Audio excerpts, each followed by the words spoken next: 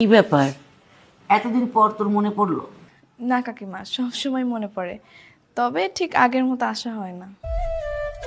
তা তো জানি, কিন্তু আজকে কি মনে করে হঠাৎ? আজ হঠাৎ এলাম একটা সুখবর দিতে। সুখবর না, বলতে পারেন দাওয়াত দিতে। কিসের দাওয়াত? তোর বিয়ে নাকি? জি কাকিমা, আগামী শুক্রবার আমার বিয়ে। আপনারা ছাড়া তো আমাদের আর ঢাকায় কোনো আত্মীয় স্বজন নেই, তাই আপনাদের জানাতে আসলাম। ভালো।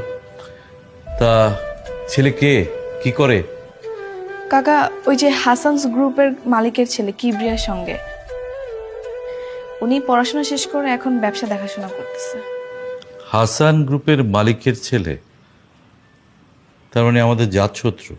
ও আচ্ছা, আমি তো সেটা জানি না। আমি যতটুকু দেখেছি তারা খুবই ভালো মানুষ।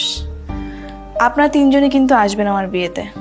তন্ময়, তুমি কিন্তু অবশ্যই আসবা।